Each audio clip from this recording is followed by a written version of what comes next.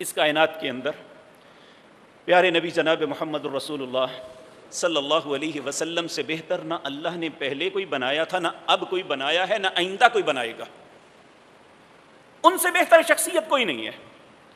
اللہ رب العزت نے فرما رہے ہیں، سورۃ اعراف ہے، کل، اے نبی آپ بھی انہیں فرما دیجئے، لا املک لنفسی نفعا ولا ضرا الا ما شاء اللہ، میں اپنی جان کے نفع نقصان کا بھی مالک نہیں ہوں۔ کل، اے نبی فرما دیجئے، لا املک، میں نہیں مالک، لنفسی، اپنی جان کے، نفعا ولا ضرا، نہ نفع کا مالک ہوں نہ نقصان کا مالک ہوں۔ کون ہے مالک؟ اللہ۔ الا ما شاء اللہ، جو بھی ہوتا ہے وہ اللہ کی مرضی سے ہوتا ہے۔ یہ لوگ روزانہ آیتیں پڑھتے ہیں، قل اتعبدون من دون اللہ ما لا یملک لکم ضرا ولا نفعا، سورہ مائدہ آیت نمبر 76۔ کہتے ہیں تم ان کی عبادت کرتے ہو جو مالک ہی نہیں نفع کے نقصان کے۔ میں پورے وثوق سے کہہ رہا ہوں، جو نفع نقصان کا مالک نہیں ہے وہ بت ہے۔ میرے نبی علیہ السلام کی شان یہ ہے، دو جگہ آئے قرآن میں، دو جگہ رب نے بتوں سے جدا کر کے شان جو واضح کی تو کیا فرمایا؟ سورہ اعراف آیت نمبر 188، فرمایا کل، میرے نبی کہہ دو، لا املک لنفسی، میں اپنے لیے نہیں مالک، نفع ولا ضرا، نہ نفع کا اور نہ نقصان کا، الا ما شاء اللہ،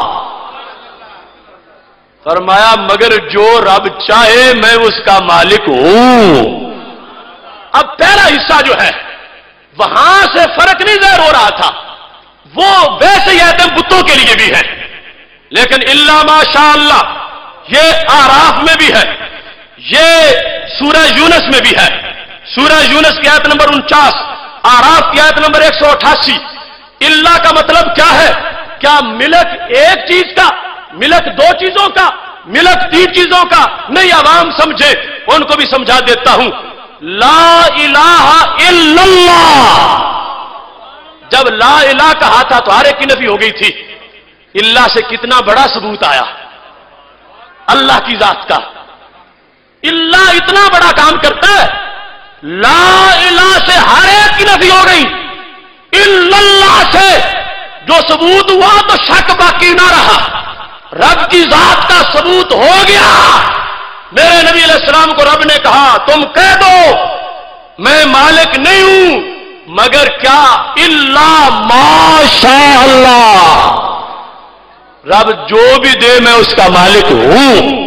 تو کتنی بدبختی ہے کہ آدھی آیت پڑھی جائے اور بتوں کے ساتھ ملا دیا جائے اللہ کے نبی کو معاذ اللہ۔ رب اللہ سے استثناء کر رہا، فرمایا ان کا معاملہ یہ ہے کہ انہیں میں مالک بنایا ہے، میں نے صرف اتنا بتائیں گے یہ کہ میں خود مالک نہیں بنا، مجھے رب نے بنایا ہے۔ الا ما شاء اللہ، یہ کس کے بس میں ہے کہ حصہ کاٹے؟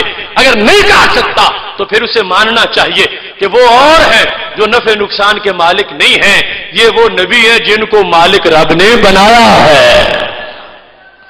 پھر دیکھ لو، یہ بات تو بخاری شریف کی حدیث نمبر 927 میں بھی ہے کہ مجازن نفع نقصان کا ذکر نبی علیہ السلام نے صحابی کے لیے بھی کر دیا۔